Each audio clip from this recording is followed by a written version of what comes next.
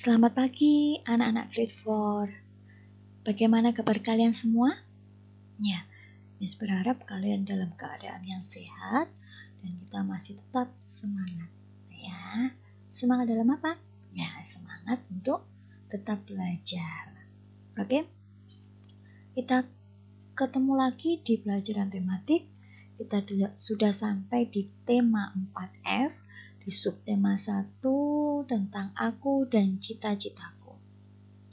Hari ini kita akan belajar tentang pelajaran 2 ya. Di pelajaran 2 ini ada 3 mata pelajaran yang akan kita pelajari, yaitu SPDP, Bahasa Indonesia, dan IPA. Oke, siapkan buku kalian dan perhatikan penjelasan Devi berikut ini ya. Sudah siap kalian? Oke, yang pertama kita akan belajar SPDP. Di pelajaran ini kita akan menyanyikan lagu sesuai tempo. Sebelum kita bernyanyi, coba kalian perhatikan gambar berikut ini. Coba, siapa yang tahu gambar ini adalah pencipta lagu? Pencipta lagu siapa namanya? Ya, Wage Rudolf Supratman atau biasa juga disingkat W.R. Supratman. Wage Rudolf Supratman merupakan pencipta lagu kebangsaan Indonesia Raya. Beliau adalah seorang komposer musik yang tergerak untuk menyatukan bangsa dan negara lewat sebuah lagu kebangsaan. Lagu ciptaannya antara lain yaitu Indonesia Raya dan Ibu Kita Kartini. Oke, kalian sudah siap? Hari ini kita akan menyanyikan lagu Indonesia Raya dan Ibu Kita Kartini. Kita akan bernyanyi bersama-sama.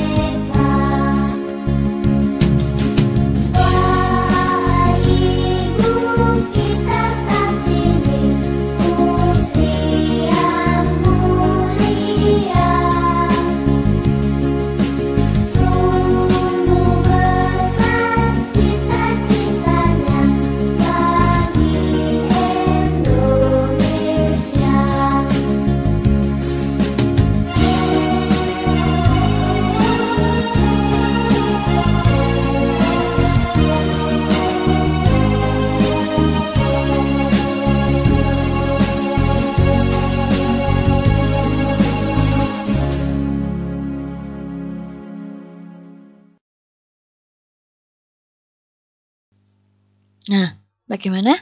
Semua bisa ya menyanyikan lagu Indonesia Raya dan Ibu Kita Kartini?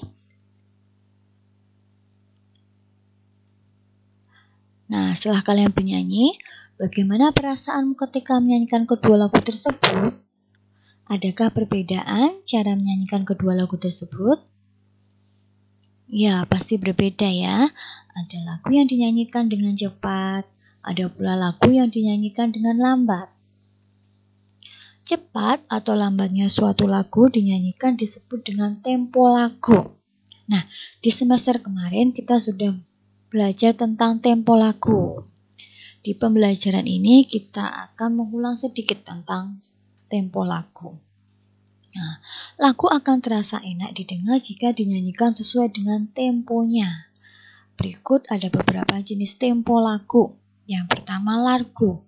Largo adalah tempo lambat sekali. Yang kedua ada gio. Ini tempo lambat. Andante, tempo sedang. Moderato, tempo sedang menuju cepat. Allegro, tempo cepat. Presto, tempo cepat sekali. Dan Marcia, tempo cepat seperti orang berbaris. Nah, itu beberapa tempo lagu yang bisa kita pelajari.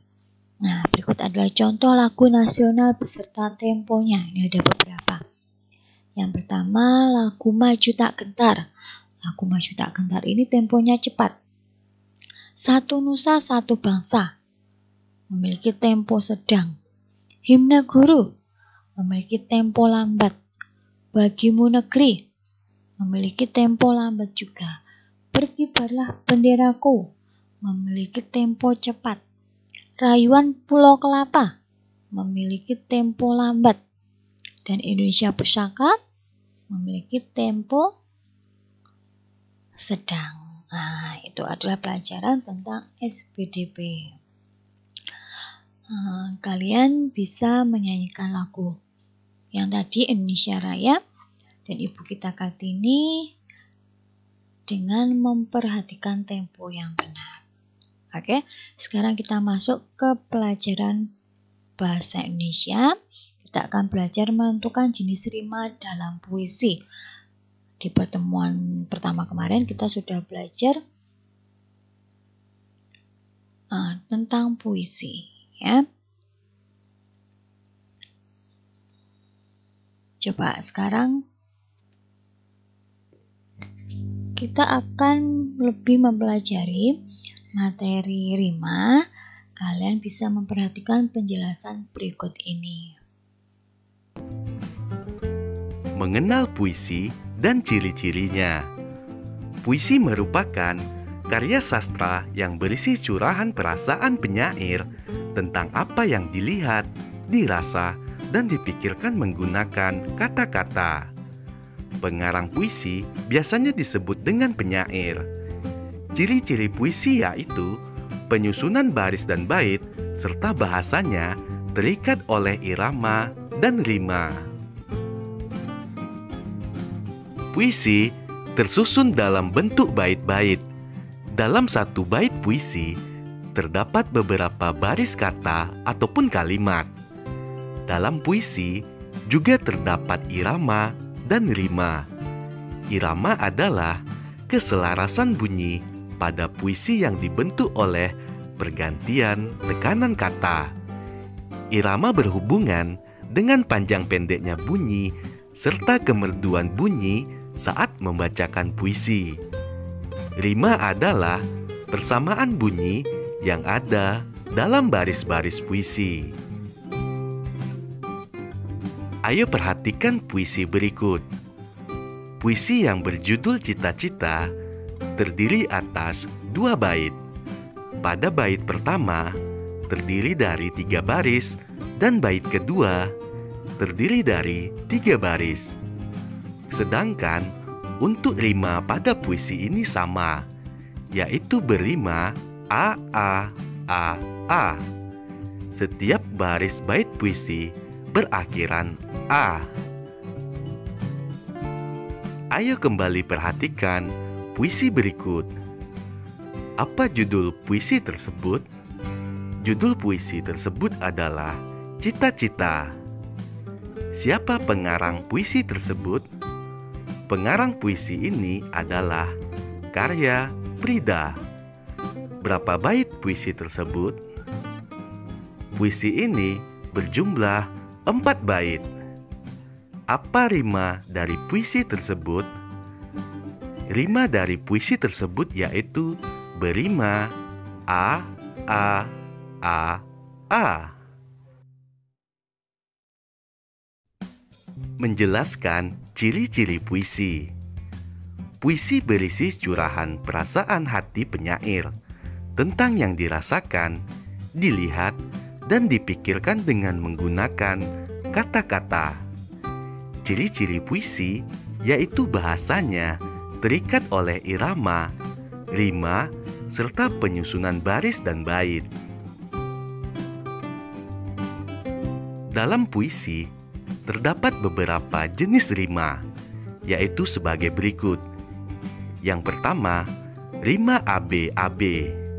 Puisi yang berima AB-AB sering juga disebut puisi berima silang. Puisi berima silang berarti dalam bait puisi memiliki persamaan bunyi pada baris pertama dan baris ketiga, sedangkan baris kedua memiliki persamaan bunyi dengan baris keempat. Persamaan bunyi rima tersebut terjadi secara selang-seling. Berikut contoh puisi berima AB-AB. Pada baris pertama, berima sama dengan baris ketiga, yaitu huruf I. Sedangkan baris kedua berima sama dengan baris keempat, yaitu huruf U. Jenis rima yang kedua adalah rima AB-BA. Rima AB-BA disebut juga rima peluk. Bait puisi yang berima peluk memiliki persamaan bunyi pada baris pertama dengan baris keempat, dan baris kedua memiliki persamaan bunyi dengan baris ketiga. Contohnya seperti pada puisi berikut. Baris pertama pada puisi ini akan memiliki persamaan bunyi pada baris keempat, yaitu huruf A. Sedangkan baris kedua memiliki persamaan bunyi dengan baris ketiga, yaitu huruf I. Rima AA-BB. Rima AA-BB disebut juga rima pasangan.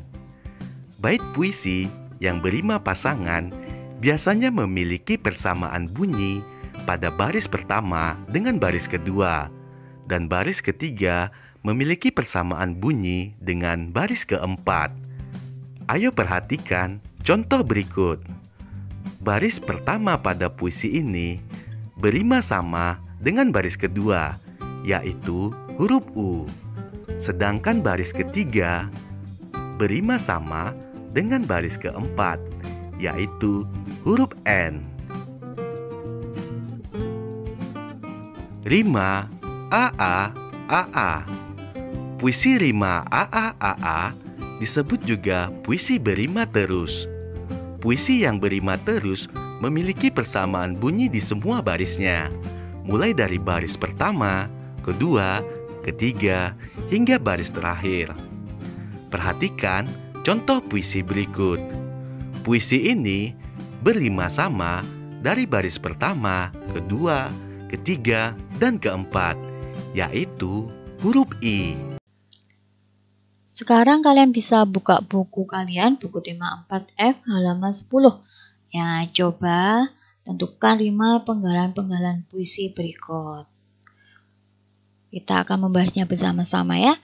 Yang pertama puisinya, Miss Devi bacakan.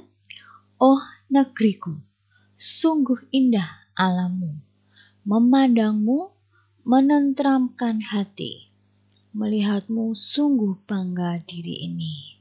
Nah, coba baris lagu di akhir bunyi itu apa aja?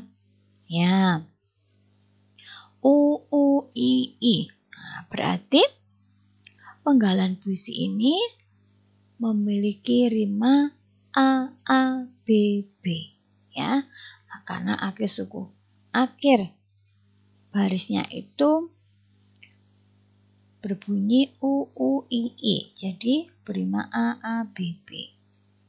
Oke, yang kedua, hujan rintik-rintik di pagi hari membuatku enggan beranjak pergi.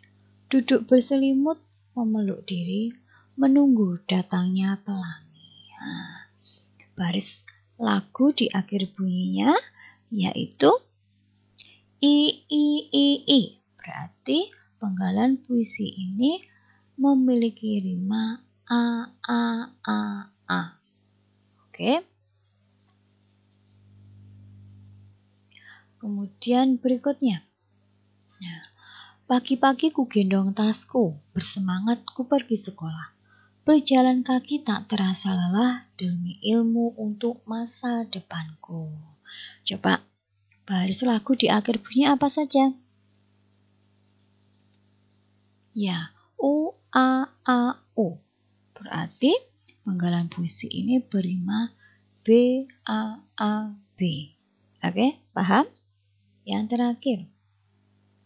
Memandang langit di malam hari, dipenuhi kerlip bintang berkilauan. Indahnya sungguh tak berperi, bak bermata dan berlian. Oke, apa aja berarti baris lagu di akhir bunyinya? Ya, IA. Berarti penggalan puisi ini berima BABA. Oke, kalian paham? Oke. Kita masuk di pelajaran berikutnya, yaitu IPA.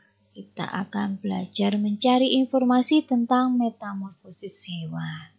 Oke, apa itu metamorfosis dan bagaimana metamorfosis beberapa hewan? Maka kalian perhatikan penjelasan berikut ini ya. Coba kalian perhatikan dengan seksama. Mengamati siklus hidup makhluk hidup. Di dalam siklus makhluk hidup, terjadi pertumbuhan dan perkembangan. Pertumbuhan adalah perubahan bentuk tubuh karena adanya pertambahan tinggi dan bobot tubuh. Perkembangan adalah proses pematangan fungsi alat tubuh seperti alat berkembangbiakan, kemampuan gerak, kemampuan bicara, dan kemampuan berpikir. Ayo perhatikan siklus hidup kucing dan ayam berikut. Siklus hidup atau daur hidup kucing dimulai dari kucing beranak, kemudian anak kucing, kucing muda, dan kucing dewasa. Siklus hidup atau daur hidup ayam dimulai dari ayam bertelur, kemudian telur, anak ayam, ayam muda, dan ayam dewasa. Ayam dan kucing tidak mengalami perubahan bentuk pada setiap tahap siklus hidup. Hewan tersebut hanya mengalami perubahan ukuran tubuh menjadi tambah besar. Jadi, ayam dan kucing tidak mengalami metamorfosis dalam hidupnya. Mencirikan siklus hidup atau daur hidup serangga. Siklus hidup setiap hewan bisa berbeda-beda. Ada hewan yang mengalami metamorfosis dan ada yang tidak mengalami metamorfosis. Metamorfosis hewan ada yang sempurna dan ada yang tidak sempurna. 1. Metamorfosis sempurna. Metamorfosis sempurna terjadi apabila hewan mengalami perubahan bentuk pada setiap pertumbuhan dan perkembangannya. Hewan yang mengalami metamorfosis sempurna, salah satunya yaitu kupu-kupu. Metamorfosis kupu-kupu dimulai dari kupu-kupu bertelur.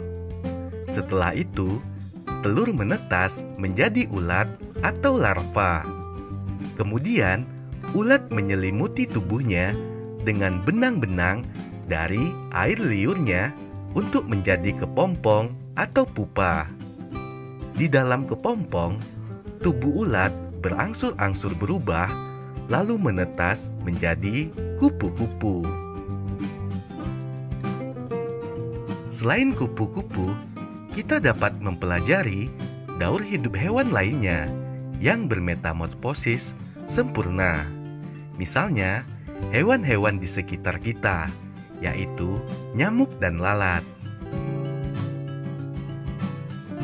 Metamorfosis nyamuk. Nyamuk dewasa bertelur di permukaan air yang menggenang.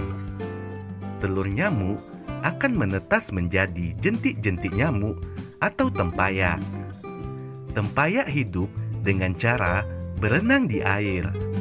Lalu, tempayak akan tumbuh menjadi pupa. Setelah beberapa lama, pupa akan pecah dan nyamuk keluar dari dalam pupa. Metamorfosis lalat. Lalat dewasa bertelur dan biasanya meletakkan telurnya di tempat yang kotor, seperti di timbunan sampah. Telur lalat menetas menjadi larva atau belatung. Larva bergerak dan merayap mencari makanan. Belatung akan tumbuh dan berubah menjadi pupa. Pupa biasanya berada di tempat gelap yang terhindar dari sinar matahari langsung. Setelah beberapa hari, pupa berubah menjadi lalat. Lalat terbang dan mencari makanan di tempat yang mengeluarkan bau tidak sedap. Yang kedua, metamorfosis tidak sempurna. Metamorfosis tidak sempurna terjadi apabila hewan mengalami perubahan bentuk hanya pada tahap pertumbuhan dan perkembangannya. Hewan yang mengalami metamorfosis tidak sempurna, contohnya adalah belalang. Metamorfosis belalang. Metamorfosis belalang dimulai ketika belalang bertelur.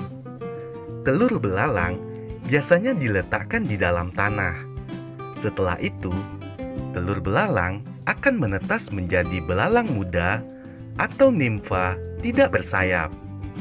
Nimfa akan mengalami pergantian kulit dan sayapnya berangsur-angsur tumbuh. Selanjutnya, nimfa tersebut menjadi belalang dewasa dan memiliki sayap. Contoh metamorfosis tidak sempurna lainnya adalah kecoa. Dimulai dari kecoa dewasa bertelur, lalu meletakkan telurnya secara berkelompok di dalam kapsul. Setelah beberapa lama, telur menetas dan berubah menjadi kecoa muda atau nimfa. Nimfa belum memiliki sayap, dan warna kulit nimfa berbeda dengan kecoa dewasa. Selanjutnya, nimfa akan beberapa kali mengalami pergantian kulit sampai menjadi kecoa dewasa.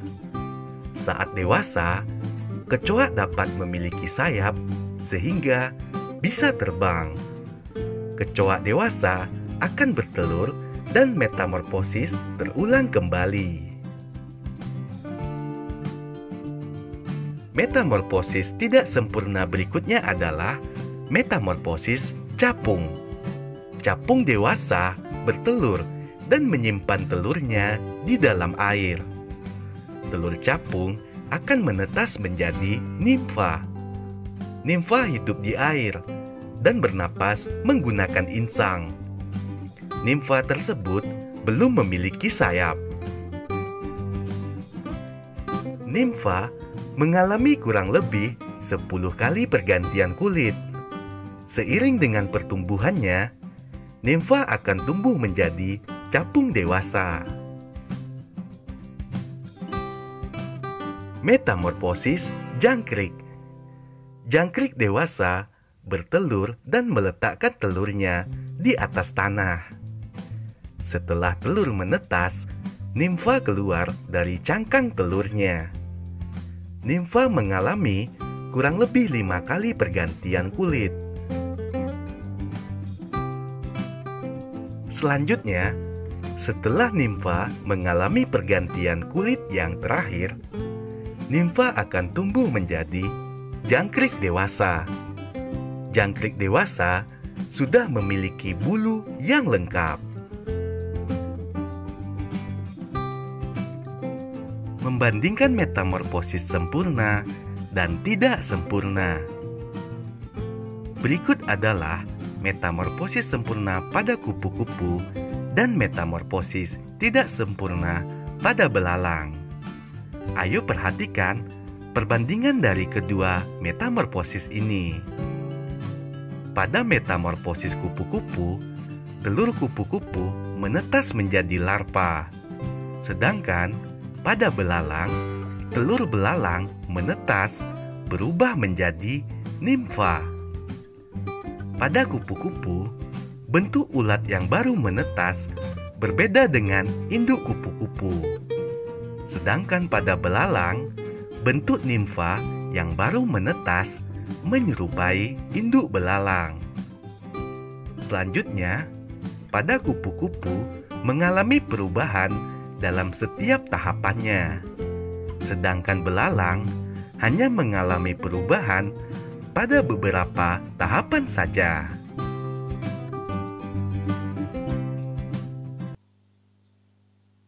Oke, materi kita hari ini sudah selesai. Sekarang tinggal tugas kalian.